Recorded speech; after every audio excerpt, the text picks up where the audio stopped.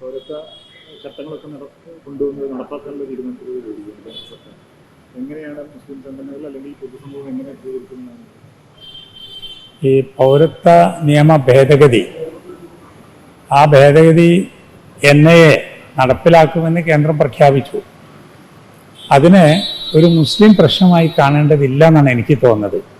കാരണം ഇന്ത്യ രാജ്യത്ത് ജീവിക്കുന്ന മനുഷ്യരൊക്കെ ഇന്ത്യക്കാരാണ്. അതിൽ മുസ്ലിങ്ങളും ഹിന്ദുക്കളും ക്രിസ്ത്യാനികളും മറ്റു മതവിഭാഗങ്ങളും ഉണ്ട്. ഈ നിയമത്തിൻ്റെ ഒരു പരിഷ്കൃത രൂപം എന്താണെന്ന് വെച്ചാൽ മതത്തിൻ്റെയും സമുദായത്തിൻ്റെയും പേരിൽ ആളുകളെ വേർതിരിക്കുകയാണ്. അപ്പോൾ മറ്റു രാജ്യങ്ങളിൽ നിന്ന്, അയൽ രാജ്യങ്ങളിൽ നിന്ന് ഇന്ത്യയിലേക്ക് വന്ന് താമസിക്കുന്ന ആളുകൾ ഇന്ത്യൻ ഒറിജിൻ ആളുകളാണെങ്കിൽ അവർക്ക് ഇന്ത്യൻ പൗരത്വം നൽകണം എന്നാണ് കേന്ദ്രം പറയുന്നത്. നൽകുന്നത് നല്ലതാണ്. പക്ഷെ അതിൽ നിന്ന് എന്തുകൊണ്ടാണ് ഒരു വിഭാഗം, അല്ലെങ്കിൽ കൃത്യമായി പറഞ്ഞാൽ മുസ്ലിം വിഭാഗം ഒഴിവാക്കപ്പെടുന്നു? അതിന് ന്യായം വേണ്ടേ? അതിന് ചിലർ പറയുക, ഇതുമായി ബന്ധപ്പെട്ട ആളുകൾ പറയാം, ആ പ്രദേശങ്ങളിലെ ന്യൂനപക്ഷത്തെയാണ് ഇങ്ങോട്ട് വരുമ്പോൾ നമ്മൾ ഉൾക്കൊള്ളുന്നതെന്നാണ്. അത് പറയാനും ഗവൺമെന്റിന് വലിയ അവകാശമൊന്നുമില്ല. കാരണം ഈ രാജ്യത്തെ ന്യൂനപക്ഷങ്ങളുടെ കാര്യം വളരെ പ്രയാസമായി പോകുമ്പോൾ വേറെ രാജ്യത്തുള്ള ന്യൂനപക്ഷങ്ങളുടെ കാര്യം ശ്രദ്ധിക്കുകയാണ് എന്ന് പറയുന്നതിൽ അർത്ഥമല്ല. പിന്നെ നമ്മുടെ ഭരണഘടന മതത്തിൻ്റെ പേരിലുള്ള ഒരു വിവേചനവും പാടില്ല എന്ന് ഉറപ്പിച്ചു പറഞ്ഞതാണ്. ആ ഭരണഘടനയാണ് ഇപ്പോഴും നമുക്കുള്ളത്. അതുകൊണ്ട് തന്നെ ഈ പ്രഖ്യാപനം ഭരണഘടനാ വിരുദ്ധമാണ്. അതിനെ മതേതര വിശ്വാസികൾ, ജനാധിപത്യ വിശ്വാസികൾ കോടതിയിൽ ചലഞ്ച് ചെയ്യേണ്ടതാണ്. കാരണം നിലനിൽക്കുന്ന ഒരു നിയമ ഭേദഗതി അല്ല അത്. മറ്റൊരു കാര്യം, ഇത് മുസ്ലിങ്ങളെ പ്രകോപിതരാക്കാനും വൈകാരികമായി അവരെ രംഗത്തിറക്കാനും എന്നിട്ട് അതിന് ഒരു മറുപുറം ഉണ്ടാക്കിയിട്ട് വരുന്ന ഇലക്ഷനിൽ കാര്യങ്ങൾ ഉണ്ടാക്കാനുള്ള ശ്രമമാണ്. ഒരു ഇലക്ഷൻ സ്റ്റണ്ട് എന്ന് പറയാം. അതിനും നമ്മൾ നിന്നുകൊടുക്കാൻ പാടില്ലാത്തതാണ്.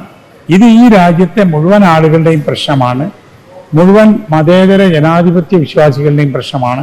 ആ നിലയിൽ ഇതിനെ നിയമപരമായി നേരിടണം, രാഷ്ട്രീയമായും നേരിടണം.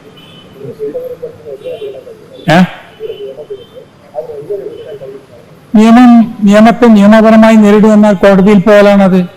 അങ്ങനെയാണ് അത് നേരിടേണ്ടത്. പിന്നെ ഭരണപരമായി നേരിടുക എന്ന് പറഞ്ഞാൽ ഒരു മഹാഭൂരിപക്ഷത്തിന്റെ ഒരു സർക്കാരൊന്നുമല്ല, സാങ്കേതിക ഭൂരിപക്ഷമല്ലേ. അപ്പോൾ അടുത്ത ഇലക്ഷനിൽ ഇവിടുത്തെ ജനാധിപത്യ മതേതര വിഭാഗങ്ങൾ ഒന്നിച്ചു നിൽക്കണം. അതാണ് രാഷ്ട്രീയമായി നേരിടുക എന്ന് പറയുന്നത്. പ്രക്ഷോഭം വേണം. പ്രക്ഷോഭം അതൊരു മുസ്ലിം പ്രക്ഷോഭമായി മാറേണ്ടതില്ല. കാരണം ഇന്ത്യയിൽ മുസ്ലിങ്ങൾ നിൽക്കുന്നത്, അല്ലെ മറ്റു മതക്കാർ നിൽക്കുന്നത് അവരുടെ മാത്രം പ്രവർത്തനം കൊണ്ടും അവരുടെ മാത്രം പ്ലാനിങ് കൊണ്ടും അല്ല. ഓരോ ഇഷ്യൂ നോക്കിയാലും ഇപ്പൊ നമുക്കറിയാം, ഇപ്പൊ പള്ളികൾ പൊളിക്കുന്ന ഇഷ്യൂ ആരാണത് പുറത്തു കൊണ്ടുവരുന്നത്? മുസ്ലിം മീഡിയ പേഴ്സൺസ് മാത്രമല്ല, ജീവൻ പണയം വെച്ചുകൊണ്ട് എല്ലാ മതത്തിലും പെട്ട പത്രപ്രവർത്തകരും മാധ്യമരംഗത്തുള്ളവരാ മുമ്പിൽ വരുന്നത്, അതിന് സംസാരിക്കുന്നതൊക്കെ. അപ്പൊ അതുകൊണ്ട് തന്നെ പ്രക്ഷോഭങ്ങളും ഈ രാജ്യത്തിന്റെ തനിമ നിലനിർത്തുവാനുള്ള പ്രക്ഷോഭമാവണം. അതിൽ താല്പര്യമുള്ള എല്ലാവരും ഉണ്ടാവണം. ഇപ്പൊ ഇവര് ഹിന്ദുത്വം പറയല്ലോ, ഹിന്ദുത്വമാണെന്ന്. അത് ഹൈന്ദവതയല്ല, ഹിന്ദു മതവുമല്ല. ഇപ്പൊ ഇന്ത്യയിൽ എല്ലാവരും അംഗീകരിക്കുന്ന ഹൈന്ദവ സന്യാസിയാണ് സ്വാമി വിവേകാനന്ദൻ.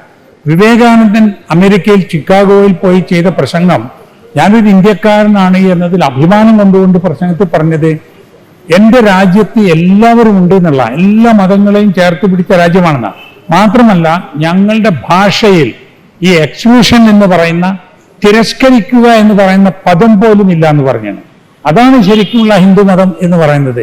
എല്ലാവരെയും ഉൾക്കൊണ്ട് എല്ലാവർക്കും സഹായം ചെയ്ത് എല്ലാവരെയും ചേർത്ത് പിടിച്ചുകൊണ്ട് പോകുന്ന ഒരു രാജ്യം. അതാണ് ഇന്ത്യയുടെ നന്മ, ഇന്ത്യയുടെ പ്രകാശമതം. ബില്ല് വന്ന സമയത്ത് നടന്ന പ്രക്ഷോഭങ്ങളുണ്ടായിരുന്നു. ആ സമയത്ത് പലരും ചൂണ്ടിക്കാണിച്ചിരുന്നത് ഈ മുസ്ലിം സ്വത്വം ഉയർത്തിപ്പിടിച്ചുകൊണ്ട് അത്തരം ചില മുദ്രാവാക്യങ്ങളൊക്കെ വിളിച്ചുകൊണ്ട് അതിനെ നേരിടുന്ന ആ രീതി ഉണ്ടായിരുന്നു. അതൊക്കെ എന്താ പറയാം, ഏത് പ്രക്ഷോഭവും ഏത് പ്രതിഷേധവും വഴിതിരിച്ചുവിടാൻ സാധിക്കും. അതിനൊരാൾ വിചാരിച്ചാൽ മതി. അതല്ല, നമ്മൾ ലീഡർഷിപ്പ് എന്ത് പറയുന്നു നോക്കണം. ഇവിടെ ഇപ്പൊ ഈ നിയമം കൊണ്ടുവരുന്ന ആളുകളല്ലാത്ത ബാക്കി ലീഡർഷിപ്പ് ഉണ്ടല്ലോ, മതരംഗത്താണെങ്കിലും സാംസ്കാരിക രംഗത്താണെങ്കിലും രാഷ്ട്രീയ രംഗത്താണെങ്കിലും. അപ്പൊ അത് നമ്മൾ കാണേണ്ടതാണ്. ഉറപ്പാണത്, ഉറപ്പാണ്. അതിപ്പോ എല്ലാവരും പറഞ്ഞു. എങ്ങനെ അല്ല അത് പിന്നെ എൻ്റെ ഒരു ഫീൽഡ് അല്ലല്ലോ. അത് ചെയ്യുന്ന ഇതാണ്. ഇപ്പം ഇന്ത്യ മുന്നണി അങ്ങനെ ഉണ്ടാക്കിയതാണ്. അത് ആരൊക്കെ വന്നു പോയി എന്നുള്ളതല്ല. ഇപ്പൊ ഇവിടെ തന്നെ ഇപ്പൊ നമ്മുടെ നാട്ടില് മത്സരം LDF ഉം UDF ഉം ആണ്. ഇതിൽ ആര് ജയിച്ചാലും അവിടെ എത്തുമ്പോൾ ഒരു മുന്നണിയിലാണ് അവരുള്ളത്. അതവിടെ നിൽക്കുകയാണെങ്കിൽ അപ്പൊ ആ വിധത്തിലാണ് അത് നമ്മളെ കാണേണ്ടത്.